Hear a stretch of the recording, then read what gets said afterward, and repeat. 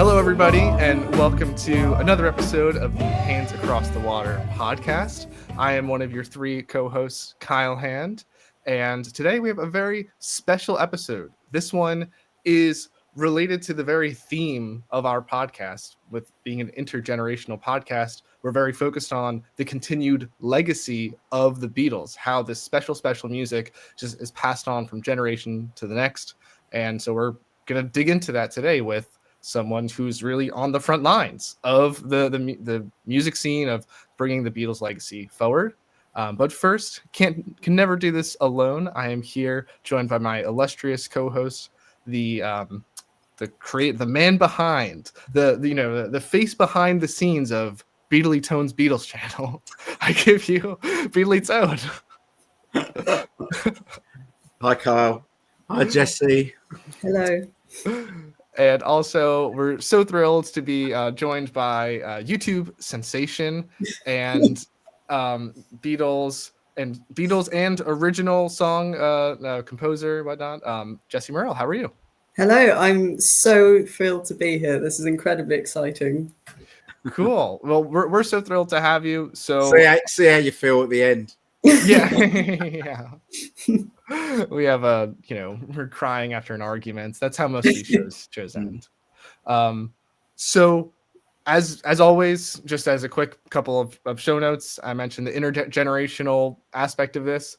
If we don't do this for money, we just do this for the love of the game, but we want this to have the widest reach possible. So if you have a nephew or an uncle or a father or a son, somebody in a different generation that you think would like our intergenerational approach to the Beatles, just give it a share. That would mean a lot. So Jessie, let's dive right in. So we want to go back to kind of like your Beatles fandom, about being a young person that, like me, that is interested in this 60-year-old band. Mm-hmm. But first, we can't really like bury the lead here that you officially came on our radar, obviously, aside from your YouTube success, when Denny Seiwell told us on our show that the next day he was going to record a cover of My Love with you. Yes. Can we just jump right into it? And can you explain how that whole thing evolved? Yes. So I posted a cover of Dear Boy when I was a child. It was quite a while ago. I think it was over lockdown. I was very small. I was about 15, I think. And I got a message from Denny's producer, Fernando Perdomo, I think about a year ago. He sent me an email and he said, "What was that? We love it. And I'm here with Denny from Wings and we would love to do something with you." And then we were discussing what songs we're going to do. And Denny had watched my cover of My Love that I did more recently and said that he really loved it. And we thought of doing that cover and then doing one of my originals as well and doing a sort of remote collaboration. So I would record the vocals and piano and send it over. And then Denny would add drums. Fernando would produce the whole thing, add guitars, backing vocals, bass, whatever. So I sent them 5 of my originals and Denny chose one of them. And then I was still doing my undergrad at the time. So I used the music faculty in Oxford and recorded the 2 tracks and sent them over. And at some point very soon, Denny and Fern will be working on it, adding the drums, and we'll go from there. But it was such a bizarre honor to get that email. I was completely speechless and thrilled. And to hear Denny discussing it in interviews, I had no idea. Somebody sent me an email and said, they talk about you in this interview. Does he mean you? And I said, "Yep, that's me." That's been quite the thrill. It's been brilliant. In our interview with Dan. Oh, right, okay. Wow. Yeah, somebody sent it to me, and yeah, that was quite a sort of out of body experience, hearing my name suddenly appear. I sent it to my mum, and she said, "That's you. They're talking about you." And I went, "How did this happen?" Well, we better tell Jessie the good news then about that particular video. Wow. Okay. So this is going to blow your mind because I think I know. I think I already know. Oh, you know. Okay. Yeah. All right. Well, Okay. just for anybody who's not Paul watching the yeah.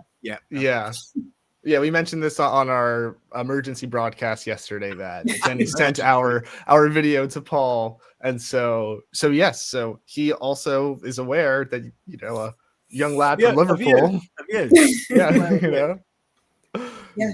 So that is amazing. I just love how life can just take these twists and turns where you just suddenly get an email from someone about this. And the next thing you know, Denny Seiwell is playing drums on your cover of My Love. Yeah. Like, can you kind of take us back? Just like how does that feel? Like, how do you sleep at night, not just like buzzing, like thinking about that? Well, oh my gosh, I don't know how to describe. I mean, when I first got that email, I remember Fern sent me an email first, and then he said, by the way, prepare yourself. There's a big email coming through. 5 minutes later, email from Denny introducing himself. And I think as if he needs an introduction. I know. I think I was on the coach at the time, and like this really long journey, and I just started crying. I rang my mum, say what's happening. But it's just, I can't describe it. It's such an honor, and wow. I can't process it basically. So the cover of My Love with Denny, is there a video for that, or is it just an audio track? It will. So far, it will just be an audio track. It's still very much in the works at the moment. Right. But I will keep you updated with. Yeah. Well, I mean, to the extent you can speak to it, I mean, and no pressure, but just I feel like I'm most curious about like how is this developing? Like you mentioned that your originals are involved too. Is it kind of like a trial for something bigger, or can you speak to any of that? I don't really know is the answer. Fair enough. I think we just all wanted to try something together and see where it takes us and see if we work well together, that sort of thing. So I don't really know at this point. But I suspect I'll get more and more insight and information very soon. Right. Yeah. Okay, so as of now, it might be like a standalone release, but as of now, I don't know. Yeah. Well, I just think that we're in this time, and what makes our podcast, in my humble opinion, so special is that the Beatles are partly history. Half of them are, sadly have passed. Half of them are here, but, have aged significantly. And there's a whole new generation of people that like weren't even alive when Anthology came out. But are like just as passionate about this music, and people like you that pick up, I wouldn't call it an obscure song. Like My Love was a hit single, but nobody was talking about it at my high school. I don't know about yours. So, but the fact that we love it and we see the artistry in it, and we want to pass that on and share it with others. So I really think that there is potential for this to become a bigger thing, because there's a hunger for it. I think it speaks to the amazing musicianship of them, the fact that so many generations on we're still raving about them. It's remarkable, and I don't think there's anything it can be compared to, really. It amazes me, and I've only seen, I haven't been alive for that much of it, and it still just amazes me. Right. So why don't we turn back the clock now? So the present day, Denny Seiwell is playing drums on My Love. But however many years ago, you heard a Beatles song for the first time. How far back can you bring us? Is this a family thing? Was this an accident? So I'm trying to think. My parents have always been big on the Beatles. My mum, she told me she used to play their songs on guitar when she was a kid. My dad grew up with them, and he in particular has always been very big on them. And I remember on long car journeys, my parents would put on the Red album and the Blue album, and I didn't really know anything about the band. I used to think that George was actually John or something like that. I knew hardly anything about them. And I thought, yeah, they're all right, but they're sort of, that's what my parents listen to. I wasn't that interested in them at the time. People at primary school used to sing Yellow Submarine, but nothing else, just that one song. So they were always there. But at that time, I didn't take that much notice. The thing that catapulted it to the next level was when I was 12. That was when the 8 Days a Week documentary came out in 2016. And there was a showing of it at my school, because I think there was someone on the team of the film who used to go to the school. So he did a talk at the beginning. And I thought, oh, I should probably go to this because, if my dad was free, he would have gone. So I thought I should go for my dad, but I'm not that interested. And I skipped the talk. I wish I hadn't, but I did. And I went to the film, and my brain chemistry flipped. It's watching that film it literally changed my life and changed the trajectory of my life as a musician and generally. And I don't know what it was about it. I think just the excitement of it, because the way that film is paced, how it sort of climaxes when they decide to stop touring.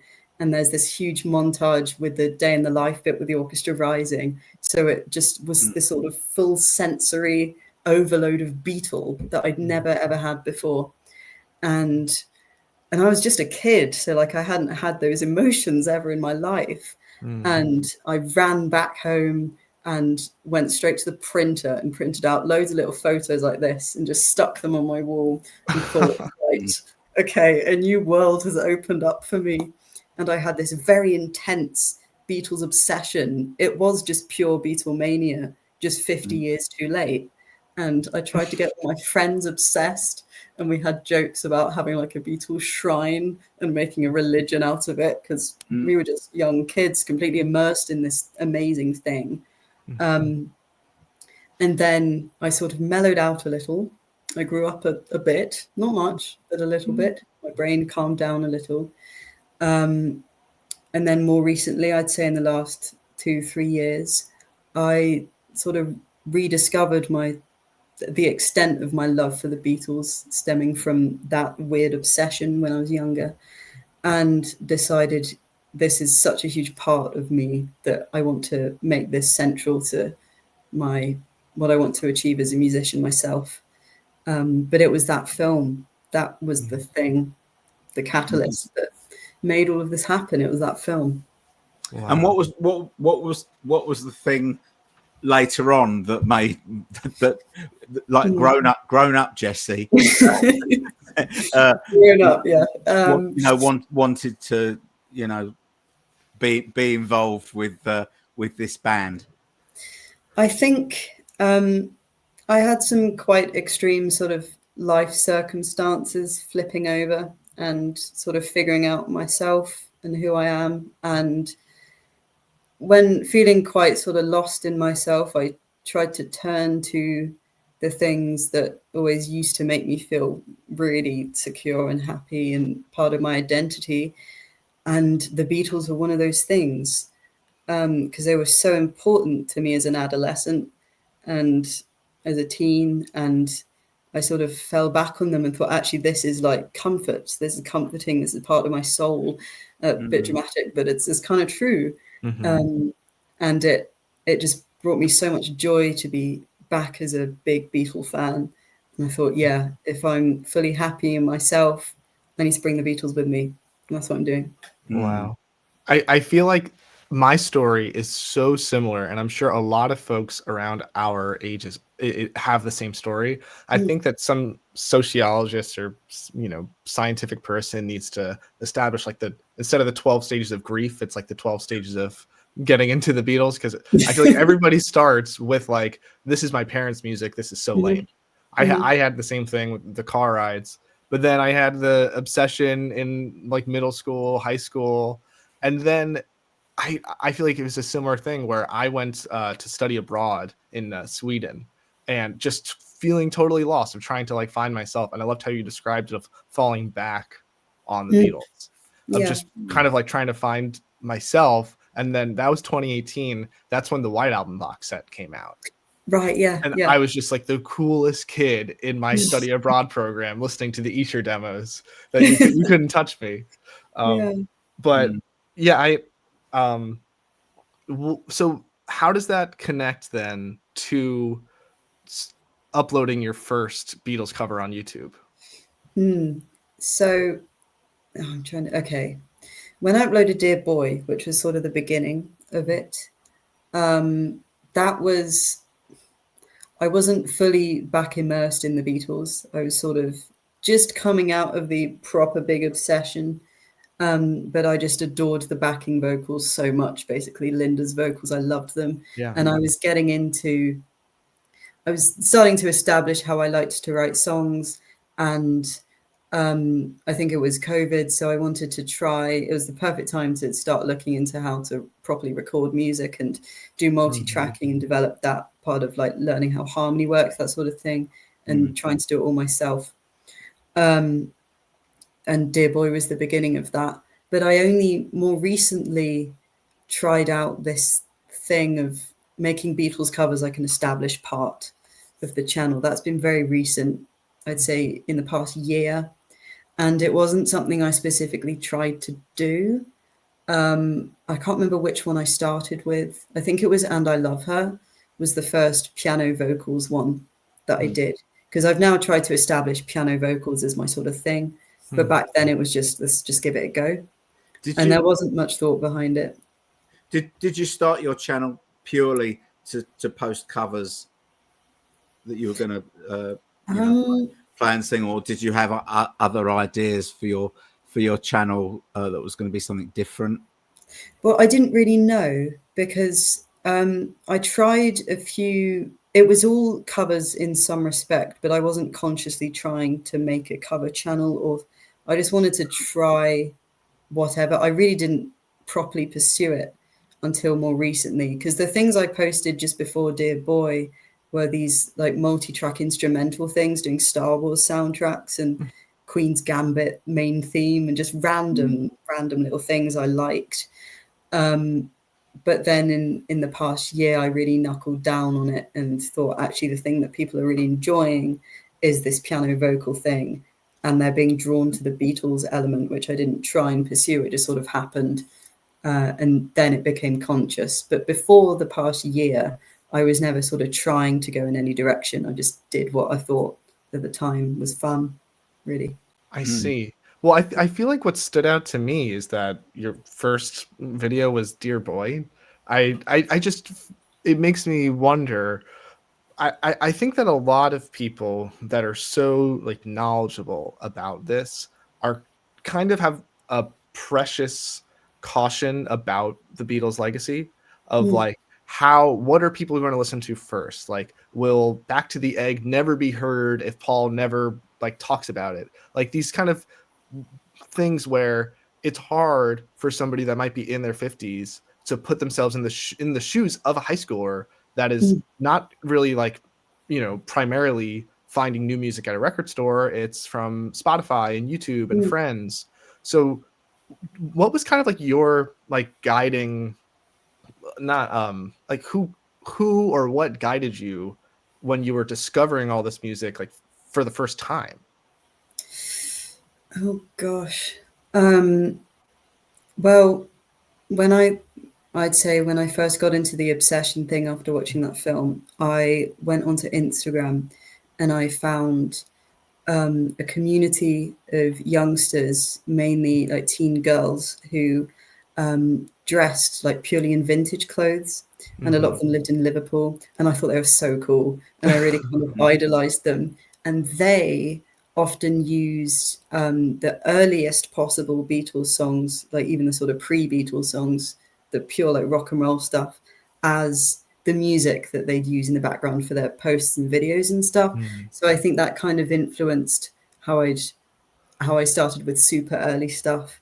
And I think also going on YouTube and trying to find videos of Beatle maniacs from back in the day, because I wanted to relate to something. I had this huge obsession, and the only thing I could relate to were people from 60 years ago obsessing, and them all at that time being the early Beatles stuff, not the later stuff. So I think that sort of infused my listening to be centered around the early stuff.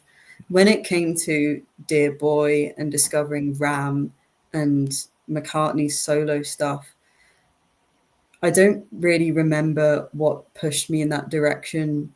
I think Paul was just always my favorite Beatle from day one. And I think honestly that just led me to delve straight into his earliest solo work. But I don't think there was an external influence that led me to do that. But this sort of weird vintage community, I think, had quite an impact on my listening now. And now living in the place where so many of them were at the time feels like I've sort of come full circle. Like little me would be so pleased to be in Liverpool wearing vintage funky clothes and going to the cavern. And it's really, yeah. Okay, that's amazing. That, first of all, that makes so much sense that it's like, it's really simple. Like, again, I think some people not being so familiar with it might overcomplicate it. It's like, I love this band. Google exists. Therefore, I can find more, music that this person made. Yeah. But I am totally amazed by, but also like miles and miles away from this vintage community. Were you, since moving to Liverpool, have you like gone to any of those like events where people are? Because I've seen some of those advertised even like in New Jersey, where it's not like a historical place like Liverpool, but it's like, hey, like come to this thing. There's going to be 60s music, and you can dress up like a go-go girl, and it's like it's a thing. Like people like it. It's huge. Can you speak to that at all? I haven't been to any specific events, but I think so many of those people live here anyway that I've just seen them wandering around and going to some of the venues I like to go to, especially places like the Jacaranda. I think that's a sort of magnet for a lot of the vintage dressing people, and like places on Hope Street and obviously the Cavern itself. So it's sort of just Liverpool as a whole attracts so many of those people who probably, a lot of them similar to me, love the Beatles. So moving here was a reason, one of the reasons for moving here. So we all congregate naturally towards this place. But I'd love to go to some sort of specific event and meet everyone that I used to follow on Instagram as a small child. I think that'd be amazing. Yeah. Have you ever been to any of the post-midnight jam sessions at the Jacaranda? No. Because apparently all the bands that, well, not all the bands, but some of the members from some of the bands, when they finished their set, at the Cavern or wherever it is that they're playing around Liverpool, they all head down to the Jacaranda. Cool. And they just, it's just like a scratch band, just playing songs that they all knew. They do this, when they finish their set. So it's probably like around midnight at the Jacaranda. We were there in December last year. Oh, cool. Yeah, I do the open mics sometimes, the Sunday open mics, and I love those. And it's great to meet lots of the local musicians, and they're brilliant people. But no, I haven't been to that. I would definitely seek that out. Yeah. No. When you do an open mic, do they have a piano there, or do you just take a guitar? Or they don't have a piano. Some people bring keyboards, but mine's quite heavy, so I can't be bothered. I've got baritone ukulele that I bring along, and that's my little thing. I love it. It's not quite as versatile as the guitars, but it's good. It stands out a little bit. It makes people actually look at me because they go, "Why are you playing a sideways violin?" And I say, "No, let's start again. It's a ukulele." Yeah. I've got to ask you about on your channel. You've got, this is moving away from the Beatles slightly. You've got a cover of "Alone Again Naturally." Yes. Which is just the most fantastic song. How did you discover that song? Because it's really old. I think it's 1972. And Gilbert O'Sullivan, a couple of singles down the line from that, he had a song called "Get Down," which was the first record that I ever bought. But I've always loved Alone Again. Naturally, it's just like the saddest song in the whole world ever. Yeah. I got a comment a few days ago saying there's a song that you probably don't know. It's by a singer you won't have heard of. It's called Alone Again, actually by Gilbert O'Sullivan. And I replied and said, I know that song like the back of my hand. I'm not going to lie. I discovered it in a lecture at uni, which was on early 70s rock, I think, like the development of art rock and that sort of thing. And they brought that song up by saying, here's a guy that sounds exactly like Paul McCartney. And they played that song and everyone goes, whoa, he sounds just like Paul. And I listened to that song and just completely fell in love with it and realized, actually, it kind of sounds nothing like Paul. This is amazing in its own right. And then I had a bit of a breakup in my first year of uni. And that song was, every day, every night, that song was on. And it's become very close to my heart now because listening to it through that time. And I thought I have to cover it. I have to do it. But it was from a lecture that I first covered it, which is bizarre. It is the saddest song of all time, though. Yeah. During the space of those 3 minutes, he contemplates suicide. He gets stood up at the altar, and both his parents die. It's like full blow. Yeah. Can you talk more about your experience at uni, as you call it? And I mean, so what are you studying, and do you think that is there a Beatles connection there at all in terms of like even the modern day professors kind of understanding their classical musicians like in their own right? So I just graduated actually last week. Congratulations. Thank you. I was studying music at Oxford. It was purely academic, really. It was 90% essay writing, most of it on sociology and how that interlinks with music. I was able to incorporate lots of Beatles stuff in my final year when I could choose a lot of my options and essay titles and that sort of thing. But most of the degree a lot of it was music history, sort of Renaissance stuff, which I didn't have much of an interest in. And then there were these few modules on the 70s rock one, which brought up the Beatles briefly. And it came into some of the musicology discussions. I did a few essays on fan culture and sort of fangirling and how important like young female fans are to the industry, even though they're sort of written about as like Beatlemaniac fans are just written about as being mental and can't control their emotions and all that. But actually they are the reason that the Beatles got big. You know, they're so important and need to be given a lot more value. So I did a bit of research into that sort of thing. But basically the degree was, I could incorporate Beatles stuff near the end of it. But for most of the time it was, I have to do all my work first and then I can do the fun stuff. Then I can do the YouTube stuff, get immersed in the Beatles stuff. They were quite separate, which isn't the case anymore, which I'm very pleased about.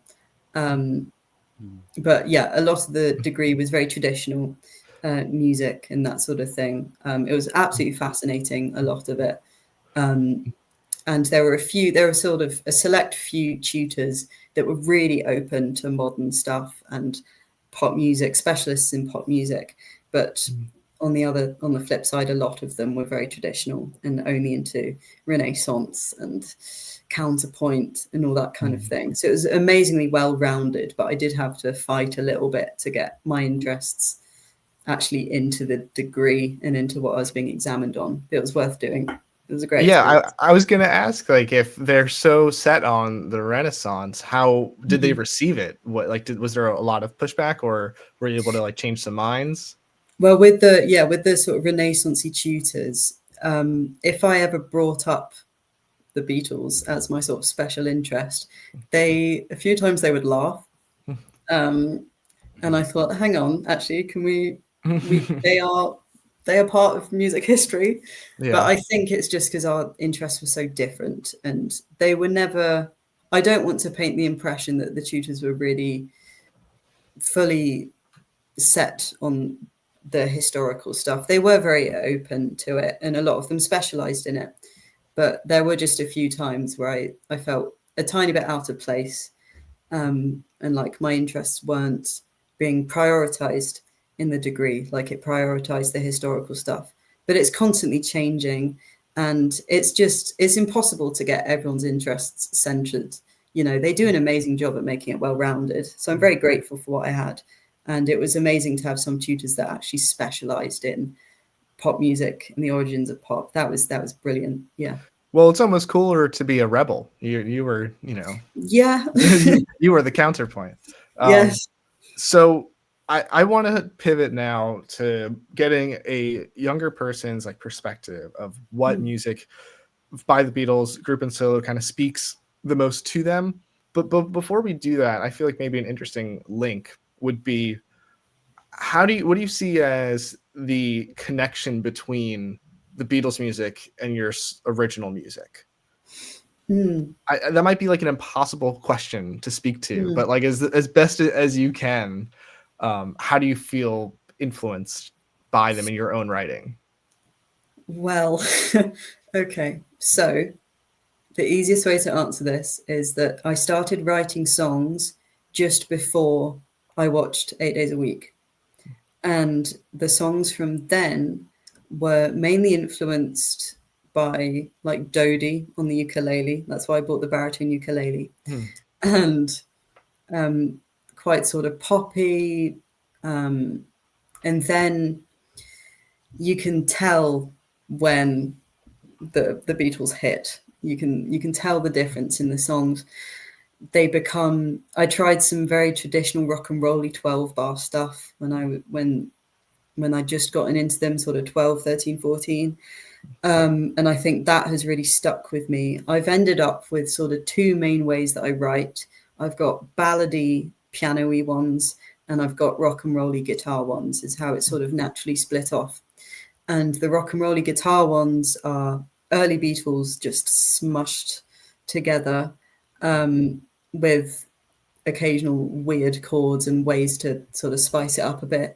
And then the ballady ones, I think a lot of that is solo McCartney and his sort of later Beatles piano-y stuff, like Long and Winding Road, that sort of thing, that really played into it. But I think mainly early rock and roll Beatles has really changed it. And because the piano ballads, people sometimes say it's a bit sort of Billy Joel, Elton Johnny, and I've never properly delved into their catalogues as much as I should. So I don't really know if that was a sort of weird subconscious thing that happened and it just expanded into sort of general 70s piano ballads. But I do think it started with McCartney. I think that was the basis of it. And because he was always my favorite Beatle, I think maybe I picked up on his singing style and the chords he uses, his melodies, how he's so melody focused. I think that is something that I picked up.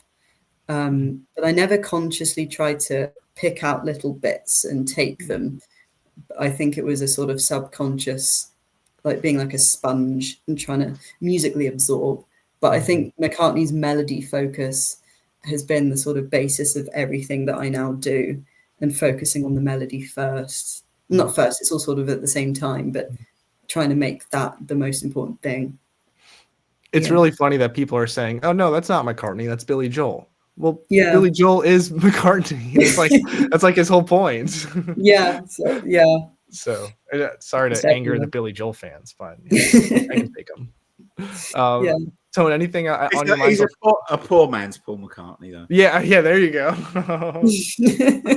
Well, it's just again, it's important to see how young people really embody the music still, because it made sense for when Cold Spring Harbor came out in like 1971 that it's like, yes, this is a very McCartney record. They just, in the last 5 years released, a handful of albums that will change music history.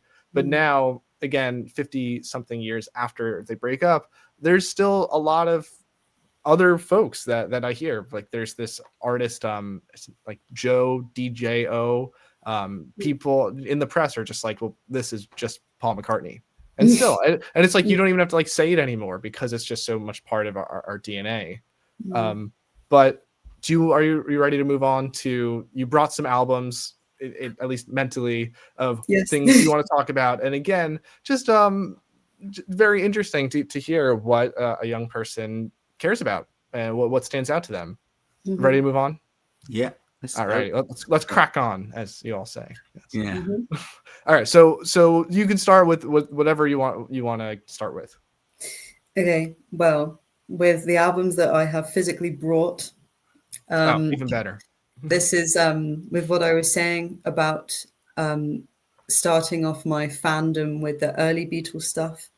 And the thing that I love the most is the early, even just before they were the Beatles or just when they started being the Beatles, that is where my fandom sparked. So my favorite Beatles albums are the following. Okay.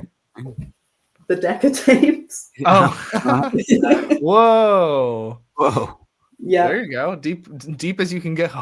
Yeah. And my favorite is the Tony Sheridan. Whoa. This is the key to my heart. This. I just absolutely adore it. The thought of them in the cavern rocking away. That is my soul. That's my favorite Beatles era is that.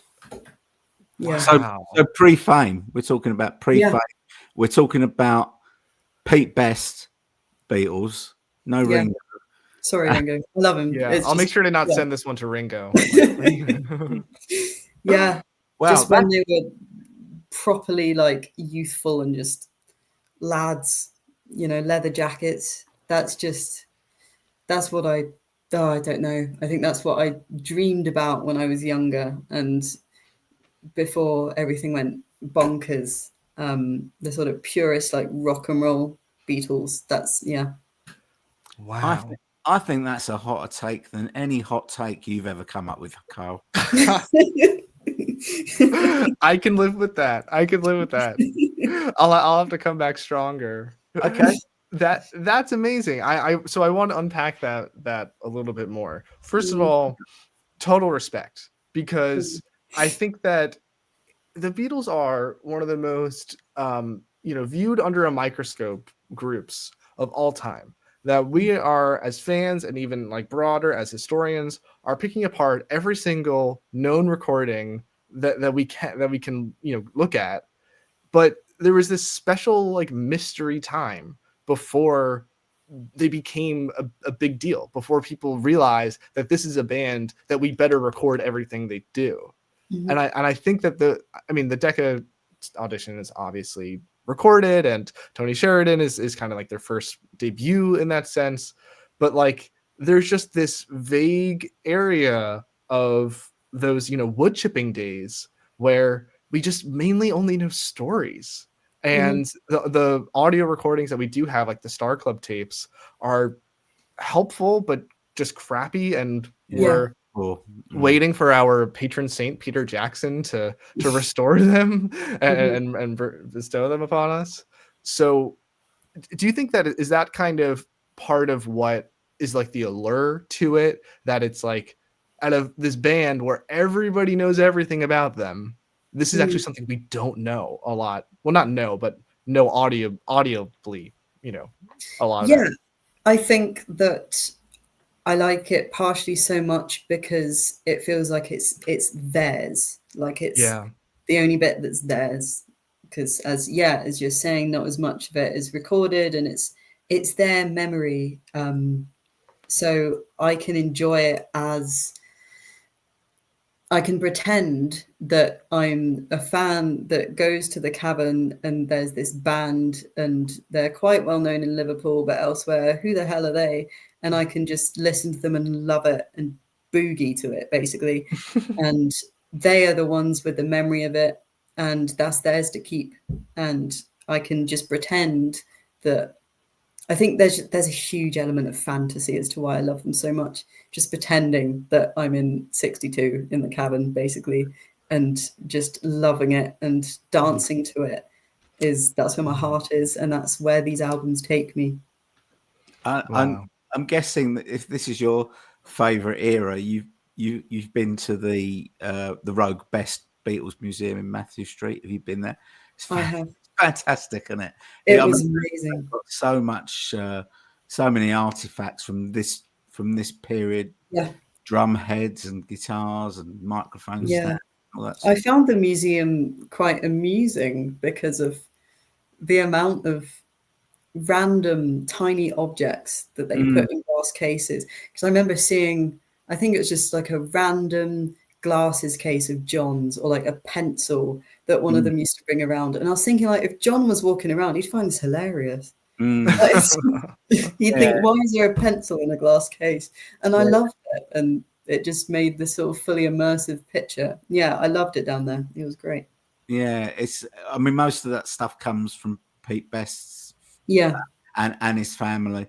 You know, they've even got contracts. You know, dear Mrs. Best, can Pete come out to play, sort of thing. Yeah. I think that's so interesting. So, Tony, correct me if I'm wrong, but we have a few of the Decca tracks on Anthology, but isn't there more of them, like, not officially released? There is.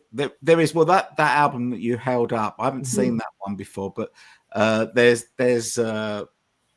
quite a few different variations. But the first one that ever came out in 1982, and it's called The Complete Silver Beatles.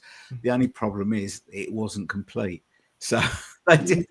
I think they did 15 songs at the audition, and I think 12 or 13 are on that album. So there's a couple missing. Right. But, and it's also a time where they're really still figuring out what this band is even going to be, which is kind of shocking considering, you know, the Malcolm Gladwell's 100,000 hours that they've already, you know, dedicated to this. But I think that what always stands out to me is that they had their third best singer sing like half the songs, right? Like George, as much as I love George, but yeah, he sings a lot of songs on that on that audition at that audition, as like say for the third best in the band. Yeah, because when I first listened to this Decca album, and I can't remember which specific song it was one of the Paul ones. I think it was, no, I can't remember which one, but I listened to it on, my brother's got this amazing sort of speaker system, and I put it on there, and it felt, I've never heard Paul sound better. It was just angelic. Wow. It was so beautiful. Was it a rocker, or I guess they were all rockers, right? It was one of the ballady ones. Oh, it was a ballad. Okay. Floaty ones, and it was just stunning. And it was like 18-year-old Paul was just in the room, like serenading. It was the most beautiful thing I've ever heard. And I thought, it really seems like not many people have listened to this. And as you say, George was singing on most of them instead. And that, I think that's partially why I chose this album, because of that song, whichever one it was. I can't remember which one. But if you can let us know after, we'll put it in the comments as a show note. But one thing that this kind of makes me think of, is totally blowing my mind, is that I feel like I come out as a defender against these, you know, rock musicians, pop artists in their like later years. That it's kind of goes against conventional wisdom of like, you know, you're hot when you're young and that's when you're making the music. But I'm like, no, like Paul in his like 60s and 70s is like a modern day Mozart, applying all this like lived experience and you know, musical experience to this. But then I almost swing too far that way, where especially with this new Bob Dylan box set coming out, I'm kind of like, who cares what a 15-year-old Bob Dylan is like putting on a tape recorder? But I think that I need to be a little bit more forgiving with that. I need to not be so ardent with it, because what you're saying is the 18-year-old Paul, you know, is the purest form. It's before the fame, before whatever, and that he's just has that youthful energy, just, you know, whether he's screaming or just singing with his heart in a more ballad style. So I don't know. You're kind of changing my mind about, you know, those 18 or teenager recordings, like, are really, really important. Yeah, I think, and they're not just important in that they are before the fame. I think that in their own right, like how beautiful the singing was and the energy of it in its own right as what they were at the time, a rock and roll group. It's just really good music and like completely separate to, or it's before the fame, like just in that time, it was bloody good. Right. So I think in its own right, it's the earliest stuff can be amazing. And then also comparing it to post fame and being like, this is a fascinating comparison to see how it changed. And like, I don't think of one thing as sort of purer than the other, because maybe they found themselves and felt more comfortable, whatever, later on post fame, or maybe, you know, Brian led them in the direction that felt better. So I don't know what's purer, but it just like as a separate thing at the time, it was fab music. So it's worth delving into, I think. So this could lead to a bit of a hot take. So the Decca audition, it's the greatest thing that you've heard, right? Why didn't they get the gig? Why did they get turned down? What was wrong? They didn't have an established sound or look, and they were too young. Well, I was going to say, if you're asking her, they shouldn't have been turned down. Well, I'm trying to think from the perspective of a record company. That'll probably be it. But if it was my choice, I of course wouldn't have turned them down. Would be like, this is amazing. But it must, You'd be like, here, take my money. I would. I turned into the music business brain there for a second and thought, well, it must be this, this, and this. Well, I'm excited for your next pick, because unless you really surprise us with like a Johnny and the Moondogs or like a pre-Beatles solo effort, I think that we're going to get an effort as an adult. So you're going to pull out the Woolwich Church. Walton Church, mate. Yeah. Rory and the Hurricanes or something. Come on, let's have your next pick. What was in another favorite album? Well, I mean, you could keep going group. I was thinking you could switch to solo. Solo, okay. Ram. Okay. Fair enough. Backseat of My Car. Is amazing. So underrated and just beautiful, and the strings, and I don't quite know where to start with Ram. Am I allowed to talk about it? Because it's not Beatles. Nothing's off the table. Beatles and solo, so go for it. The homemadeness mixed with the studio, I think, is perfect balance. I think it's such a beautiful sort of representation of love, and you know, Paul and Linda's love, I think, is such a huge part of the record, the domestic side of it, and with McCartney 1 as well, and the songwriting is just it's unique because it's like Paul's first. I mean, everything I'm saying is very generic, but I think what everyone says about it is so true, and it really captured me when I was younger, when I did the Dear Boy thing. I don't know how I first got into Ram. I think I just grabbed it. It said Paul McCartney on it, so I thought, I'll try that one, and it really stuck with me. Did it resonate straight away? Because you're probably aware of the history of Ram, that when it came out, it was universally panned. It wasn't anyone's favorite, and then all of a sudden, 20 years later, it's the best thing since sliced bread. So did it automatically resonate with you, or is it something that has grown over time? I think it automatically resonated because, and I'm not saying this in a way to discredit how amazing the album is, but I think at the time I discovered it, anything to do with Paul was straight in my good books. So I do think that I think it was straight away. I think it was.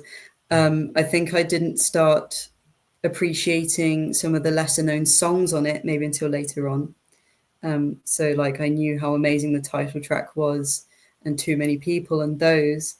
but I think maybe backseat of my car, I started properly appreciating a bit later because it still feels like a very underrated one. And I noticed that Paul didn't talk about it in the lyrics book.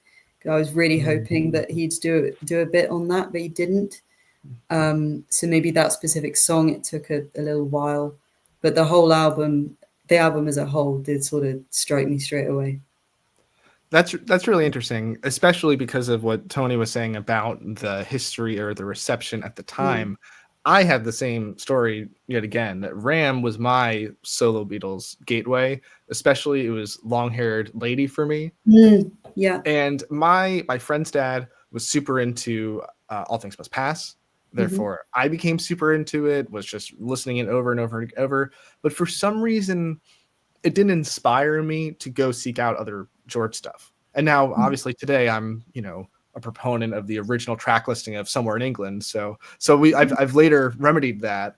But for Ram, it just kind of opened up this whole world of like just Paul in his element with total control, after control being such a big issue with the later Beatles, that it did make me want more of this.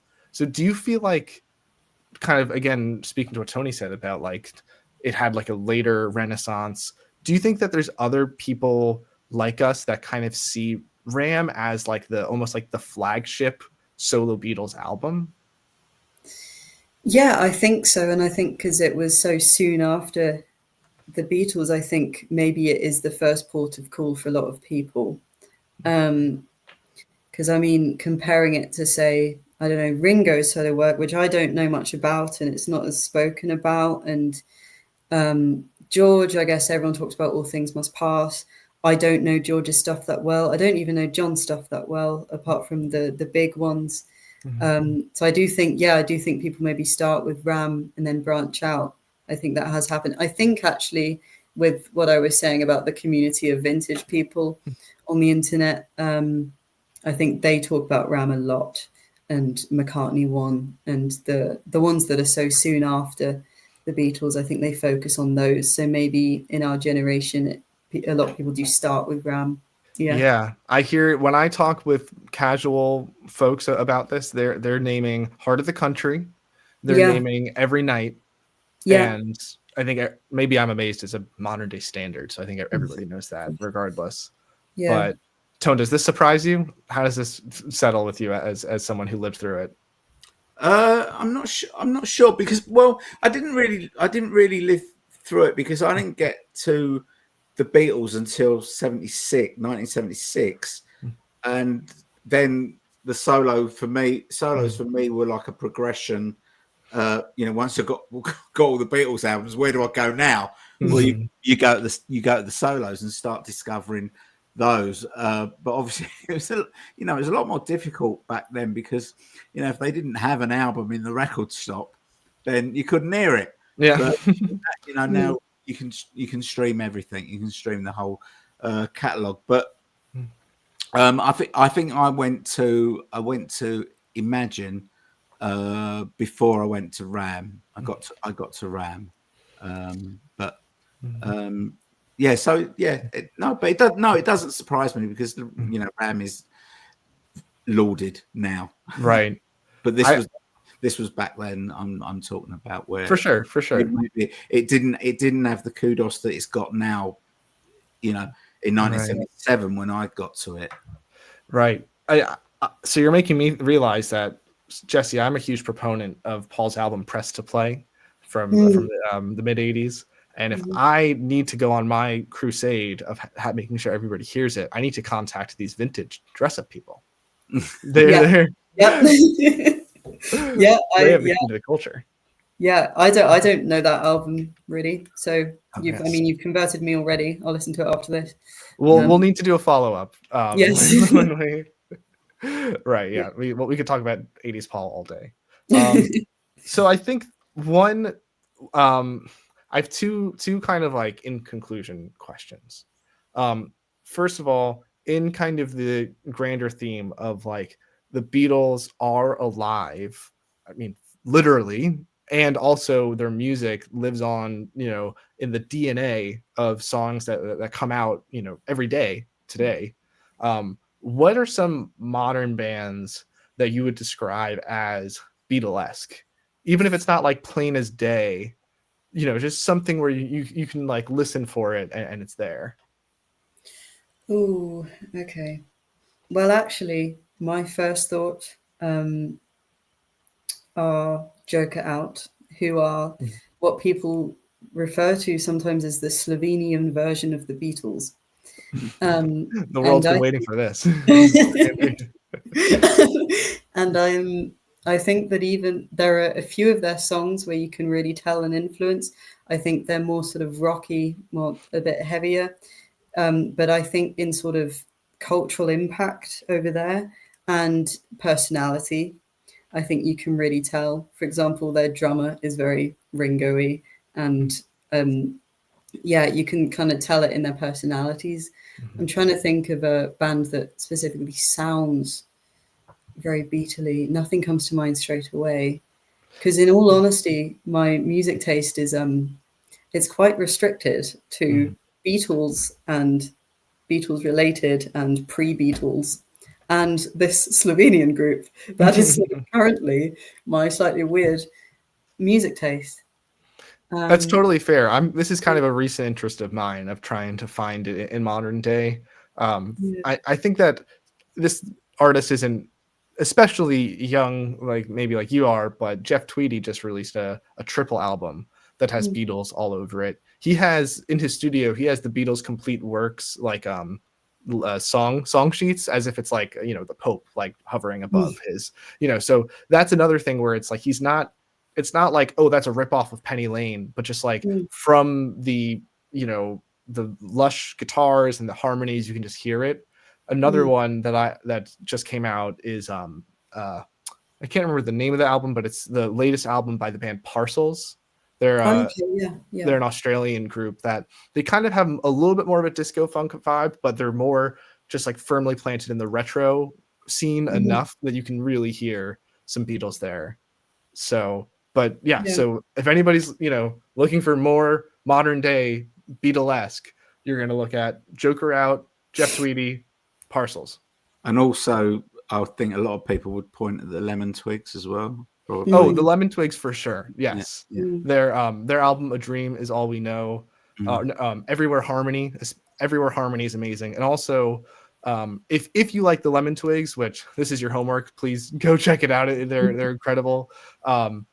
Brian Daddario, one half of the Lemon Twigs, just released a solo album. That one I think is called A Dream Is All We Know, and that one is just fantastic. There's one called Something on My Mind, I think, that is just literally like kind of like a pre-Revolver era like fast-paced Beatles song that it's so that's what I'm saying. Like, you can't avoid these guys. Like, they have their fingers like deeply entrenched in the roots of modern day music. I did just think of someone actually while you were talking. There's a local Liverpool artist called Ellis Murphy. And his main inspiration is Dylan. He's huge on Dylan, and like he's mainly acoustic guitar with a harmonica, and he's brilliant. And some of his songs you can tell are sort of quite Beatle idea. Like he's a song called Queen of Hearts. He's not on streaming services. He's only on SoundCloud, but he's very well known on the Liverpool scene.